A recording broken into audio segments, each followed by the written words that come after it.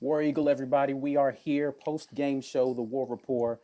Auburn goes down to Texas A&M 31-20. Make sure you're liking and subscribing to the YouTube video, of course. Just want to stay up to date on everything we got going on. The War Report is on Twitter and Instagram at The War Report. We are also on TikTok as TW Report. We're just going to get straight into this post-game. I don't know that there's much to say that we didn't say at the half, but I'll try to run it later just so I'll give them a sneak peek on the promo. We got a promo video that we're about to hit you guys with here in a little bit, but I'll run it later. Let's just get into these comments that we've got. Gus, count your days. I'm out. Yeah, well, trying to tell y'all. Listen, cut the check. Cut the check. Cut the check. Yep. All right, we're gonna let you get your rocks off here, Mike. You got somewhere that you said you got to be. So yeah, listen. Y'all know I missed the no sunshine pump, so I'm just going ahead and tell y'all this is exactly what we expected. Texas A&M scored a little bit more than we thought they would. You know, first of all, we don't do this enough. Hats off to Kellen Mond in Texas A&M. Maybe or have a good defense, a good offense, right? Yeah, maybe we'll be able to put it all together at some point. But hats off to Kellen Mond. I thought he played a solid game. He stayed within himself. He didn't do anything crazy. He probably should have had a pick to Zacoby McClain there. It wasn't a poorly thrown ball. I don't think he just didn't see him. Our guy didn't come up with the pick. It ended up being a touchdown. It is what it is. But you know, I'll tell you, this is what we've come to expect. So this is what I will say is what I didn't expect to see. We're starting that GoFundMe, Gabe. So yeah, we'll take you up on that. What I didn't expect to see was I didn't expect to see us give up 300 yards rushing on the ground. Wow. Our complete and utter inability to be able to stop their run game contributed to this. They dominated time of possession in this game by almost 17, 18 minutes. So, you know, we didn't have enough. We didn't play as ineptly offensively as I thought we might, but we didn't get enough chances because our defense just couldn't get them off the field. So, you know, it's time to start breaking this down. And, you know, you'll hear a lot of other commenters jump on the let's move on from Gus train. We've been on that since South Carolina. For the record, the great thing about doing this on tape is go back and check the record. We got the receipts. We've been saying this since South Carolina. We got receipts. We can show them.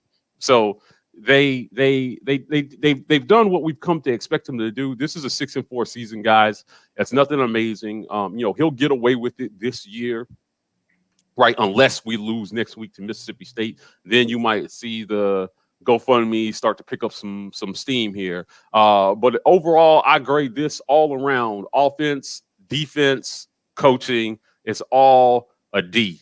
This was a D football team out there today. You know, this is the worst that we've seen our defense, Malcolm, in quite some time. You're right.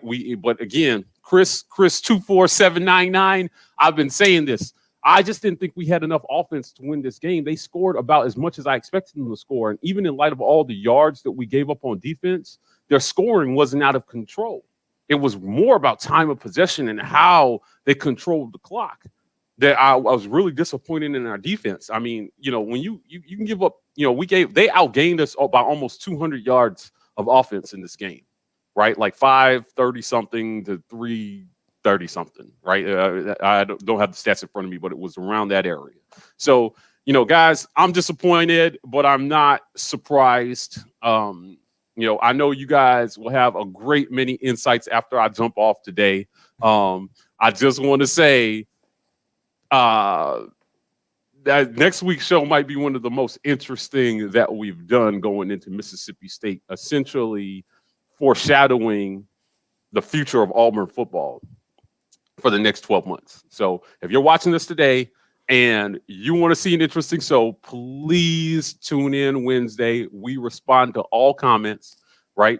And we appreciate everybody who's been joining the discussion so far this season. It's been an up and down year for everybody, from a sports perspective and personally with COVID and all the things happening in the world right now. So we're thankful and blessed to be able to come in front of you guys every week and give you allow you a little stress relief in light of what we're seeing on the football field here every week. So anyway, guys, love y'all. Before Mike gets out of here, I want him to at least experience this dropping live into the show. Mike has been working on this intro. It's still not done, but we have some stuff that we've been working on. So we're going to run it for y'all. And y'all can say holla at Mike, and he'll be back on Wednesday for the next show. But all right, we're going to drop this for y'all. Boom. We're back. We are back. What's good, everybody? We are back for another college football season. What have they done to earn anybody's respect? I don't know if you've been watching football like the past few years and everything. Gus is a below average coach, only consistent with being inconsistent. That's it. Back over feeling every single show. Back over feeling.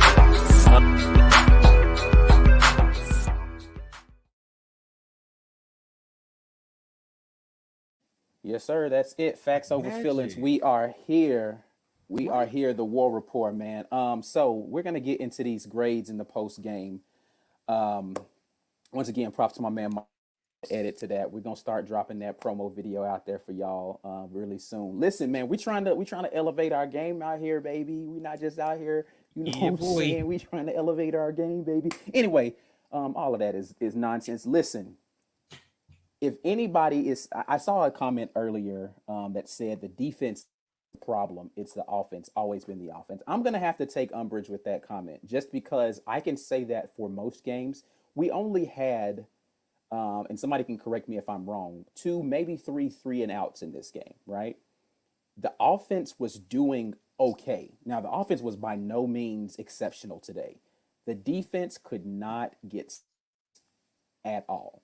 The one stop that we had earlier in the game that forced the punt was a decent stop. Then we got another one based upon the ref, basically because the ref got hit with a pass that put him in 3rd and long that allowed us to get in a position to get a 3rd down stop. Hey, Ike, let's just address this in our grades. This will reflect in our grades who we thought the problem fell with this team. So let's do that. I'm gonna let you start it off. See, we got you going first, man. What you got? You can just go ahead and list all of them, man. I'll list all of them. Yeah, just whatever, man. It don't matter. We know it's trash. Special teams. I almost give them an incomplete. I think they made 2 field goals. Yeah, I guess we can give them an A minus. I mean, they did what they were supposed to. Issues. Go ahead. Yeah, no glaring issues there. They accounted for 6 of our 20 points, so I'll give them an A there. Defense, flat out F. I think that when you talk about a team that's giving up on average 162 yards on the ground, to turn around and almost double that by giving up 311 total yards on the ground, and you allowed A&M to go 7 for 11 on 3rd downs, which means you're not getting off of the field when you need to give the ball back to your offense to try to do something. You have failed the team. And it doesn't matter. And we know what the offense is. It's inept. So with the issues that we have with injuries, the issues that we have with the guys who are usual contributors, the issue is for the defense is to actually be the strength of the team. And they were the weak link here. So it doesn't matter what the offense did today. And that was one of my keys coming in. They had to stop the run. Kellen Mond went 18 for 23. Like he didn't look mid today, guys. And he didn't have to look mid because everything was working for them. He threw for two touchdowns, almost threw a pick. But again, one of my key players, Zacoby McClain, pregame that I talked about, I needed to see him swarming all over the field in position to make the interception. Couldn't make it. It resulted in 6 for the other team. So the defense gets an F for me, guys. I'm just sorry. And this is one of the things that we talked about pregame. The defense has been one of the things that have kept us in games. We knew going into this year, this defense was going to take a step back for no other reason than 2 guys up front are no longer there. And so for this defense to take a step back, that means the offense needed to take a step forward. Well, halfway through the season, we realized, especially with injuries piling up, this offense was going to revert back to some of this 2019 type of production. So that means the defense needed to actually take a step forward in this game and keep A&M off the field. They did the exact opposite. A&M dominated the time of possession, and it just gave the offense no opportunity to work and do anything. We cannot afford to get into a shootout if the defense with any team, because we don't have the offense to keep up, and the defense just let us down. The offense, I give it a C, because that's pretty much where the offense has been all year long, is around a C on average.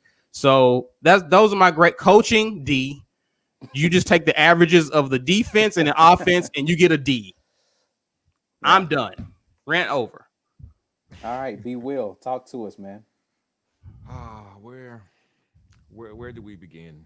I always try to think of these grades and keep them in perspective with what is our ceiling. What is the ceiling of the players and coaches? You grading them on the curve? I mean, I got to. I don't expect us to come up and put up 500 yards passing because we play against a weak passing, defense. Like if that was the case, and what we are is what that's still grading on the curve. By the way, you're grading them based upon what your expectation is, not just off of what you're seeing. What their maximum potential is. Yeah, that's what I'm saying. I mean. That's on the curve. That's okay. So I'll grade them on the curve then. And with that, I'm gonna say defense F, because F minus would have been one of the commenters said that. Yeah. You know what? No, I'm gonna say D minus. I'm gonna say D minus on defense. And the only reason I say D minus is because it's either recruiting when you've got two outside rushers, two outside guys who are your linebackers, and we're almost in a 4-2-5. Listen, man, I don't. If your run stopping backer isn't there, do I expect you to be particularly productive stopping the run? No. If your defensive line is getting whooped all year, do I expect you to all of a sudden be able to stop the run easily or at least handily with effort? No. I think it was smoke. We had to smoke and mirrors as far as getting off of the field for defense. The best case scenario for our defense was letting them run wild between the 20s, and then in the red zone, not bowing up. I hate to say Bo's name. It's not Bo.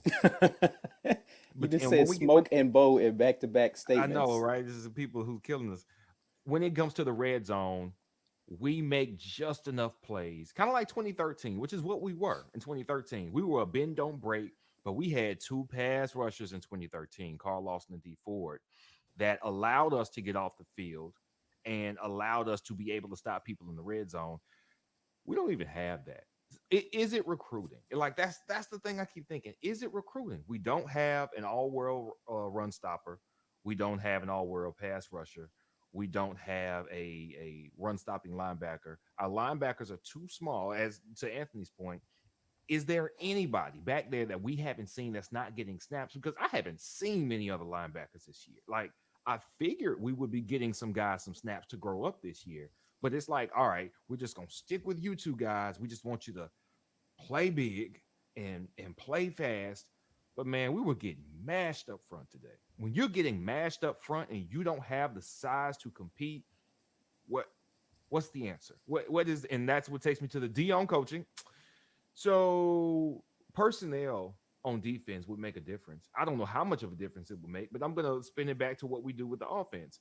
Is Joey Gatewood the answer? Last year, we asking that question when Bo's looking terrible on offense at quarterback. Now, from what we've seen with Gatewood, we would say no, but I don't know. If you gave Malik Willis control of this offense from day one and said he's our guy, the way you said for Bo Nix, do we look different as an offense in 2019? Probably not. We may not, but I don't know now because Malik has at least been able to make plays for his team, and I don't think there's too much that Bo can do that Malik Willis can't do. And I'll say the same thing for Joey Gatewood. If you just put a guy out there and said, hey, you're going to get the keys, I want to see your best effort and go, and you build everything else around him, what's the difference between a Bo and a Gatewood and a Malik Willis? And I'm saying the same thing on defense. I've seen the same two linebackers. I love these guys, McClain and Papo. I love their effort. I love their speed. and I love their heart. And I know Travis Williams probably relates a lot to those guys because that's who he was when he was at Auburn. However, man, if you ain't got the body to be in there stopping they're the run, outside linebackers. they're like, outside linebackers, and they have to play inside. So that means we have no other serviceable inside linebacker on our entire roster. Again, recruiting, is that recruiting? Just recruiting? Is it development? What's the problem? Where is the disconnect? So I'm bringing all that to say my D on defense is because that's a problem, and that's not on the players. If I've got you, if you say you good at Excel, but I put you on I don't know, Salesforce, and you work in some program you know how to run, listen, that's my fault for putting you in a position to do something that you aren't built to do. You didn't come here to do that. Why am I asking you to do that game after game after game? And that's an issue. So I say D on defense, D on coaching, because that goose was cooked at the beginning of the season when the roster was set. Those are the guys, and that's it. That's all you got. Offense, I say B minus. I say B minus on offense. And I say that with some players still hurt. I say that with That's a heck of a curve. Yeah, that's a very huge curve right there on offense. Good God. God, I wish I had that curve in college. Terrible. Our first drive looked terrible, right? We then got into a rhythm. They let Bo run the ball. Bo made plays running the ball, which I have said for like 4 or 5 weeks. Stop treating him like he's Joe Montana. Start treating him like he's Nick Marshall. No, he need to treat him like he's Tim Tebow. But Tim Tebow. He should be a run first quarterback. I don't know if they're trying to make it seem like if you play him to run first and eventually everybody's just gonna get wise to it and stop him. Maybe, but he's a better thrower than Tebow was. You can do more with Bo running. They did more with Bo running. We moved the ball. I don't think offense was the problem. We could have gotten 2 more possessions if the defense had done a couple of plays to keep us in this game and get off the field. But the defense could not do it. And not only could they not do it, I think it's a coaching and program building, Gus Malzahn, that they are not built to do it. The defense is not built to stop the opponent that was on the field today. 2 more possessions from the offense. What does that look like? We were moving the ball. What does that look like if our offense gets 2 more possessions? That's why I say B minus. If you're doing what you can do, Bo made some plays. He missed 1 or 2. I wasn't all the way disappointed with Bo because he's mid.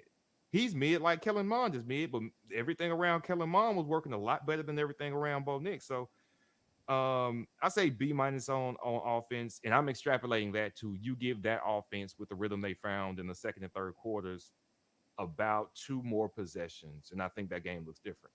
But our defense couldn't do that, so we lost.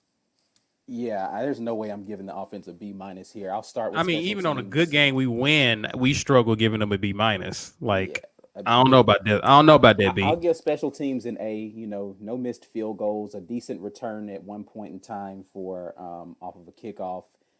We didn't give up anything on their end, so you know, A on that.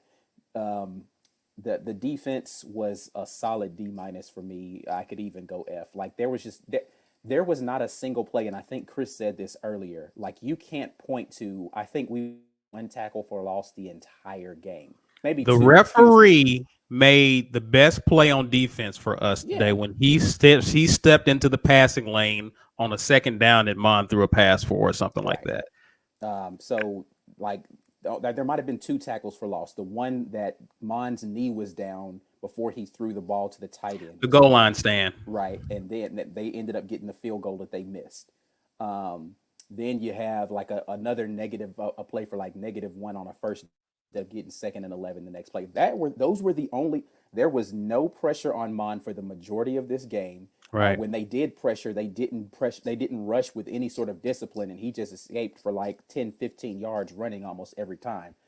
There was just nothing redeemable about what we did defensively today to constitute anybody saying that the majority of the issue that we experienced today was our defense's inability to get out, Texas A&M at any point in time.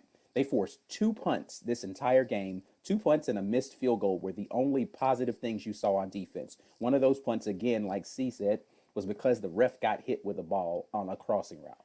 And the other one was because I think they ended up getting a penalty on a play where they Right. had yardage block. on it, but they got pushed back because of a chop block, right? Like, so Texas A&M beat themselves more than we beat them. There was no point in time where our defense did anything to impose any will on anybody. Let me just say this though. I appreciate the hell out of Jamie and Sherwood, because that dude gonna come play from the beginning of the game to the end of the game. Even if he don't make all the plays, he gonna talk junk and he gonna hit somebody every play. Listen, that dude, That's his who you motor want in does your not stop. defense. That's who His you want motor on your does defense. not stop. He don't care if we down by 20 points. He gonna hit somebody in the fourth quarter and swear it was the play of the game.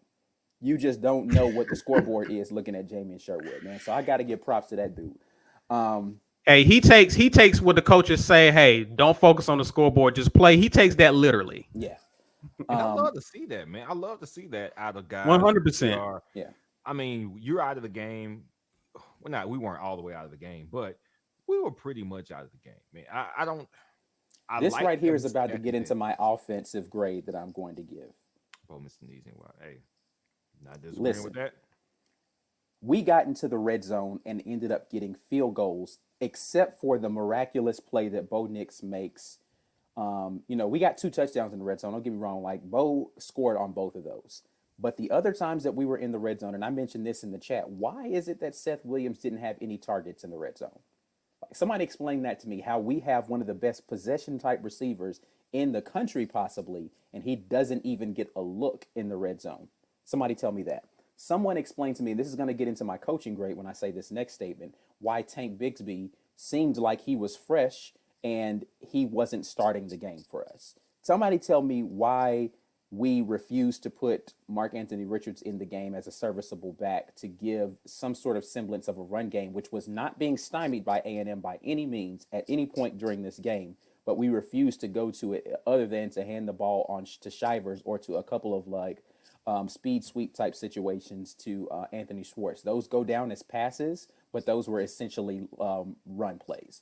Someone explain to me why the first drive that we have were 2 passes behind the line of scrimmage that were screens, when it looked as if what was the most effective in our short passing game was the quick out, because we hit plenty of those throughout the game. Someone explain to me why it is that consistently we have been unable to hit wide open targets. And you can tell me, if you can answer any of those questions, then you can tell me the key to what Gus Malzahn and can't seem to figure out, which is why our offense is abysmal. It is a C- at best today. At best, C-. All right. So there was nothing else. To amend my score to a C+ for offense instead of B-. In light of your comments and everybody in the comments section, I would like to amend it. I am grading on the curve. What's the best that you can do, you player? That's it. From if 100 is the best that you can do, not 50 points a game, the best that you can do, then that's how I got to an 81, because you weren't too far off of the best you can do. But yeah, it could have been better. I'm with you. So this is the issue. Yes, those plays were scripted. I understand. Like, I get it. When the first one doesn't work, you don't go right back to it in a different form. Right. Like, he Right. gave us freaking vanilla ice cream and then put sprinkles on it for the next play. Like, what are we doing? It's not working. Why do that? You script plays. When the first one works, you don't go like, this is basically what you're telling me his script was. It was, all right, we're going to run this play. If it doesn't work, we're going to run it again. What in the Madden 2008 is that crap? That's not how you call plays. That was horrible. You first started playing football on PlayStation. So this brings me to my coaching grade, because again, at best I'll give the offense a C- today, because they were able to move the ball somewhat. Points on the board would have given them a higher grade for me. The wide open miss to Stove is awful. A couple of the throws that Bo Nix had were awful. They've been doing this all year. God, they've been doing this all year though. The coaching for me gets a D-, and I have never graded our coaches this poorly. A D- for this game, because there was nothing that indicated to me. as much as I love Kevin Steele, I just don't think the defensive game plan was all that strong this It game. was bad. But even if I don't know what he could have called defensively that would have made us play better. But the problem for me essentially is what you highlighted, which Brian, which is people are playing out of position, and we don't have anyone who's going to back them up that allows us to get back in position. That goes back to recruiting. That goes back to us having confidence in guys maybe that are younger that just look. I get that he's young, but play him in the spot that he's supposed to be in, which is a middle linebacker. Play this guy on the edge that's supposed to be an edge guy, even if he's a younger guy, because that's the reason you brought him to the team. And that is the reason why we are seeing 4- and 5-star recruits either not come to Auburn or come to Auburn and transfer or come to Auburn and have issues because they're not getting playing time and getting kicked off of the team. People want to see your team do well, and the reason why I'm not playing is the guy in front of me is making plays. When you see the guy in front of you not make plays and you're on the sidelines and you know out of high school you were a highly touted kid, you're not staying in that program. I just don't know what else to say other than D-. Is it time for us to have this conversation on the defensive side of the ball as to us not recruiting players that fit what you want to do and having an actual run stopper behind KJ Britt who may not be experienced and knowledgeable, but you have to plug and play guys like, and again, you asked the question, what other linebackers do we have that can step in? It's not like we've been recruiting bad, but are you recruiting the guys that fit the places where you need to plug somebody in? That's the question. It's like, are you just going after guys that are have a star next to them in the column, or are you saying this guy fits my system, the ideal star for the, let's be clear. Let's be super clear about this. As much as I think that we have great defensive staff, a lot of they're great at scheming. A lot of the recruits that we have that have been dominant over the last 4 to 5 years were not recruited defensive staff. That's why we need to have this conversation. They were put in position to play well by this defensive staff, coached up really well by this defensive staff. But those guys got here 4 years ago, and you're seeing the remnants of those guys that were still there. Outside of that, a lot of trash happening on the field right now defensively. What we saw the past few years was the Muschamp effect, basically. And I didn't want to slam Kevin Steele and his staff because they have done, again, to your point, such a great job of scheming, game planning, and coaching these guys to play well on Saturdays. But have we had – no, they haven't? I think this is the Muschamp effect. Muschamp was here. Wait a minute. Hold on. Derek Brown, Marlon Davidson, and those beasts up front. You're telling me that was not the Muschamp effect in previous years? Muschamp didn't get those guys signed. That was Coach Gardner, and Coach Gardner's still here. Okay. Muschamp was out the door as soon as our season was over in 2015 season. Those guys didn't sign until February. So they were in pocket. That's Coach Gardner. He got a couple studs in the same class, and we lived off of those two guys being studs for 4 years. And we haven't done it since then. Because we haven't got no more studs. Right. And why haven't we done it since then? If we're going to give him all the credit for that, how come he hasn't done it since then? He got one that cut up. Cornelius Miller was supposed to be a difference maker on the defensive line. At defensive line position, he was supposed to be a difference maker. Had behavior problems. They couldn't keep him in check. Showed him the door.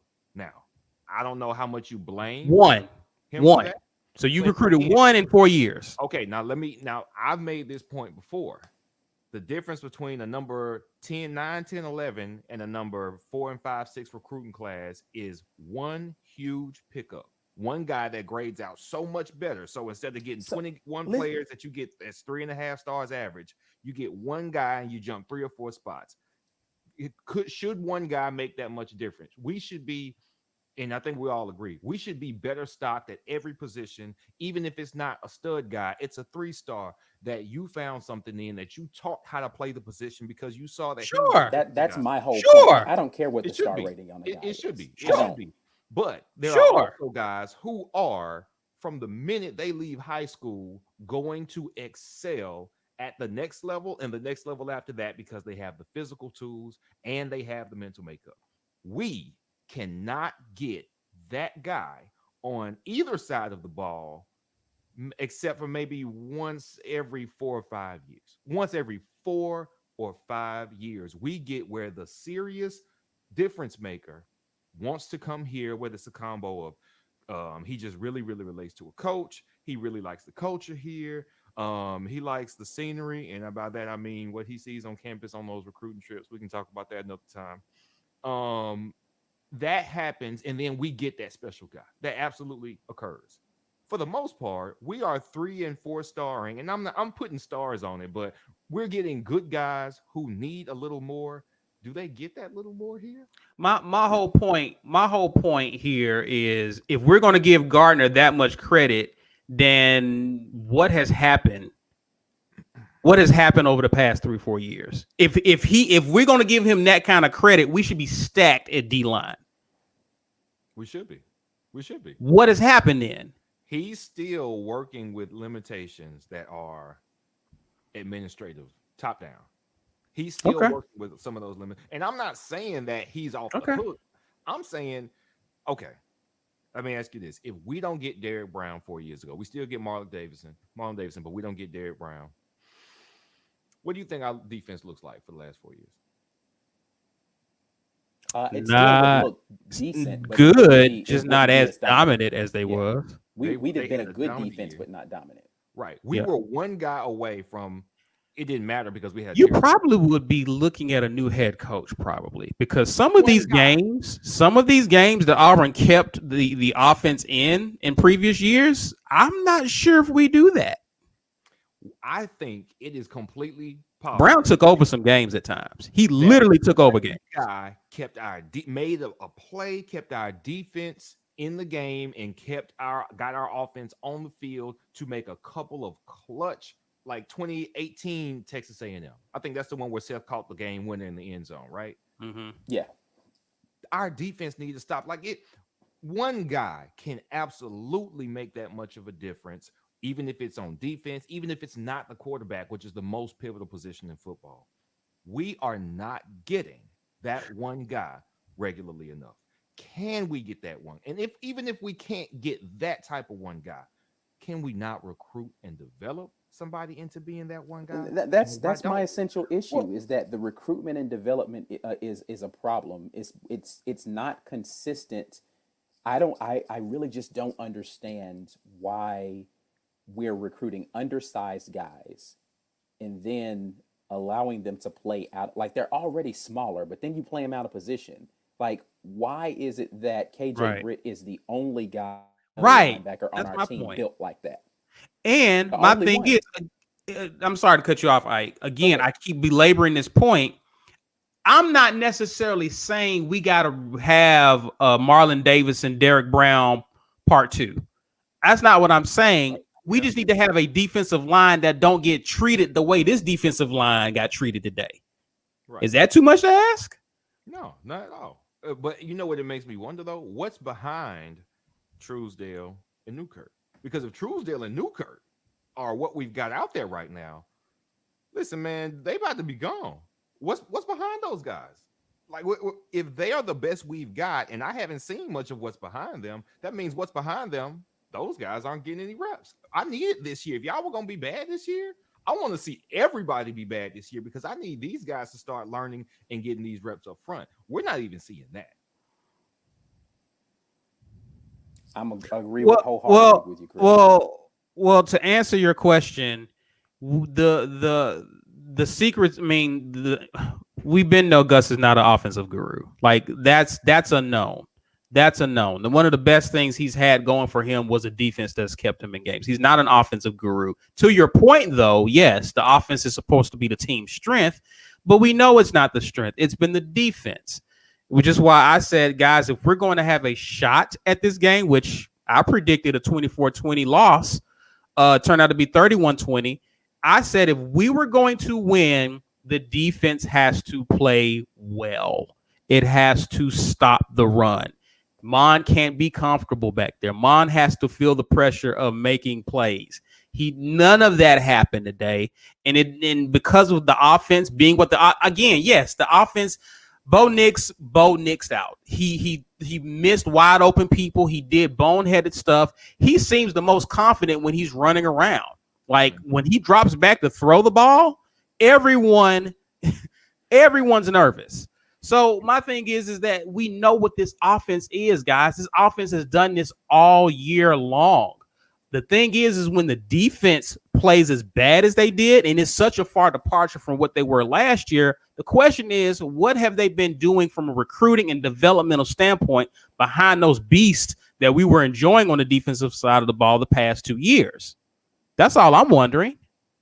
Hey, yeah, man, I don't know. It's a valid question. It's one that I don't know the answer to, but I know that we will find out the answer to that very soon because, again, the cupboard seems to be pretty bare on the lines in the trenches. That's where we are getting destroyed right now because and we can have a debate as to whether or not we have quality outside players, meaning wide receivers. We know we've got good running backs.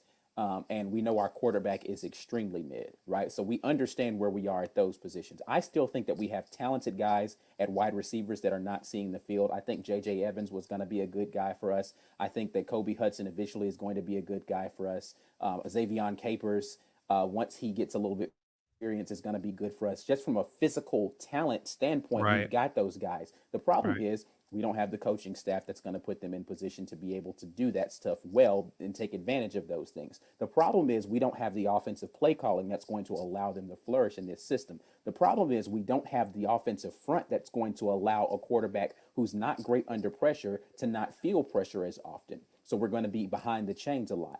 The issue for us is not talent. The issue for us is coaching and grooming. We've got guys that are talented. Our defensive backfield is one of the best defensive backfields that I've seen us have on the outside.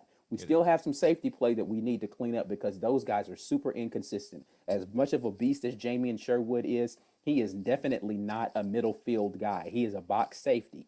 That means that Smoke Monday's got to be a lot more assignment sound, and he is not consistently assignment sound. He's a big play or bust guy, it seems like. Christian Tutt, don't know what the heck happened to him. He used to be the ideal star for us, and right now at the star, he is missing more plays than he is making consistently. Who's behind him? What's the guy that he came in today actually when Tutt got hurt? Say what? Pritchett. Oh, I know you're talking about. It's not Tennyson. Tennyson is the guy that they have playing back behind him. So it's like, look again, but none of that stuff matters. You can have a boom or bust backfield, but if your defensive line can't generate pressure consistently, and you get exposed because we're having to blitz way too much, so we're putting guys on islands that are not accustomed to being out there in that way, or we are not able to get teams into a situation where throwing is mandatory, right? We're not getting the pass rush, even if we do get them in mandatory passing situations without a blitz. It all starts in the trenches, and our trenches are atrocious right now. Facts. And that's why, can you coach lack of talent at the most critical positions? Is it the guys, if you're getting B grade guys, second grade guys, not the actual second grade elementary school. If you're getting second level, second tier defensive line and offensive line talent, can we expect better than we're getting right now? Not much. Right. Not much better. Everybody else has to now play mistake free or to their maximum potential every game in order to field a decent team. And that's why all the mistakes by the secondary and Smoke and Tut and they get amplified. They're amplified because you can't count on you can't even play. Yeah, you're right. You can't. It's like your hands are tied. You almost we were in a cover one. They was pointing it out all game. We're in a cover one most of the game anyway. Like TD Moultrie, man, like that's a miss. Please get this. Man, that hurt. Like it hurt for him not to develop into a better pass rusher. I thought he was going to be just a bulky outside linebacker that they moved. I thought him and Big Cat were going to come in and just dominate the edges. Big Cat is such a huge disappointment for me as well. So let's look at the plays that we've seen this season that our defense has made, right? When you're forcing a quarterback to throw hurried into tight windows, our defensive backfield has made them pay consistently. The pick six that Smoke got against Tennessee, a lot of that was due to the fact that the pass rush got home and it made him throw that ball just a little bit before he wanted to, because he realized, if I don't unload this now, I'm about to get tattooed with the ball still in my hand. So he went ahead and let it fly without looking to see where the safety was and pick, right? Earlier in the season, when we were seeing Simpson play well on the outside, a lot of that was due to the fact that some of those blitzes were actually getting home, and the quarterback against Kentucky was having to throw into tighter windows. But when you have guys running wide open, a lot of that has to do with, number one, you're playing a lot of man coverage underneath, and it's just you're going to lose man coverage a lot when you're playing against talented wideouts. That's going to happen. The reason why you can play man coverage is because you feel like you can get pressure without having to do zone in the back end. When you can't do that and you're playing back end zone, then and actually a lot of the sacks that we've gotten have been because we were playing soft coverage and zone in the back end, and we got some sort of coverage sack, because those guys aren't bad in the back end. They're not. The defensive line's terrible, though. I'm sorry, they're terrible. Yeah. And against Texas A&M, I gotta give them credit. They have a very impressive offensive line. We were going to be hard pressed. Yeah, we're going to be hard pressed to get pressure on the quarterback, especially when they're ahead of the chains and they're winning first and second down. You're not putting Mon in the third and long situations, and even when you do, they're doing clever screens. They're doing things to set up a second or third short. So we were going to have our hands full. But again, you just talk about, as Mike mentioned in the comments, the bust that we've had with guys who were supposed to be the next in line to contribute along the defensive line. I mean, we kicked a guy off the team prior to the season starting, Miller. Big Cat didn't pan out. TD didn't pan out. So those are a lot of misses. And you have to start asking yourself, why are we missing that much? Antoine Jackson. He had some behavioral problems too. He ended up transferring to Ohio State. He didn't do much there either. But I think that's evaluation, man. It's evaluation. Think about this. When guys leave our program, do they go to other programs and turn into stars? Or do they For the most part, no, because when Byron Coward left, he went to Maryland. He got to the league based upon his high school hype. People just thought, oh, he got mismanaged in college. We can bring him in here and he can do better. But yeah, for the most part, when those guys go somewhere else, they fizzle out there as well. But that just says to me that they didn't evaluate that guy well enough coming out of high school. Correct. Yeah, and I'm worried that more than anything, 2010, 2013, 2017, we had effective run games because our offensive line was experienced, and we had a couple of exceptional pieces on the offensive line that ended up going to the NFL. The run game looks great, and then everything else works beautifully because the offensive line is not only sufficient, but is actually very good. That is the key. Everything else that has been happening, oh, this wide receiver, he can't really run routes, and this one's got his hands aren't great, or this running back doesn't know how to cut, he fumbles a lot. Everything is solved if the offensive line is good. That is the offense. It's not really even the quarterback. It is the offense. We had a throwing quarterback, non-running, non-mobile quarterback in 2017. Granted, we had an offensive coordinator who did incorporate some short passing that made that quarterback look really good. But when the offensive line went out the door after 2017, all of a sudden that same play caller and that same quarterback looked mid. The key is the offensive line. We actually recruit well at wide receiver. We recruit well at running back. Very poorly or mediocre at quarterback, but the offensive line is the key to the whole thing. And we are striking out in recruiting battles on the offensive line consistently. That's why coming into these seasons, am I grading on the curve? Yeah, we didn't have the offensive line to be great on offense. And I don't know if they're focusing their efforts on getting that. What does the recruiting battle look like?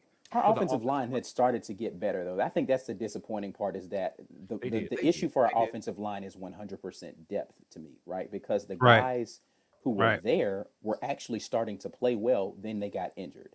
Well, and that's the problem with just now starting to try to fix your recruiting woes on the O-line. You don't have depth. So when injuries happen to your guys up front, you're back to where you were when you weren't recruiting well, right? Because who's going to fill in? So it's just been. And my thing is too. Another thing that I've seen us do on offense is we'll throw all of our attention on one guy. We hardly ever have a recruiting backup plan. So when we swing and miss on a big target and he decides he wants to play for Georgia or LSU or Bama or whoever, it's a drop off in terms of talent. Like the next kid in line has offers from Arkansas, South Carolina, So it's just our recruiting strategy is trash too. Because when we swing and miss on a player, a big time player, it's a drop off. Yep. Yeah. We got a lot of stuff that we got to talk about. We'll definitely have time to get into this a lot in this off season. But listen, we got one more game left this year. One more game left this year to see what these guys are made of. I just talk about it in the preview show. I just don't. I got a lot I want to say about Mississippi State coming up. I'm actually going to try to see some of these other games today. So listen, we appreciate y'all for sticking in with us. We feel, if nobody feels your frustration, understand we feel your frustration. I just say it for everybody. Cut the check. Yes. Cut the check. Let's do this. Let that be what the overlying theme from all of us is. Gus Malzahn should be gone. He should have been gone.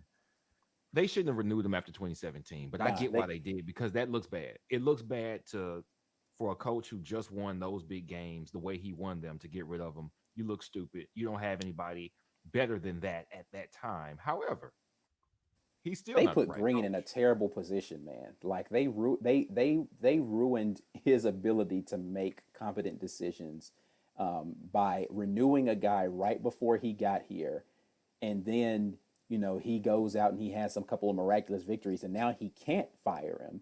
And then, like, man, Green has been put in a very terrible position as an AD, and I feel bad for the guy. But hold on, we'll see what's going to happen. But we'll be back at you guys Wednesday night for our preview of the Mississippi State game. Auburn goes down again, 31-20 against Texas A&M. But the War Report is still here, live and at you.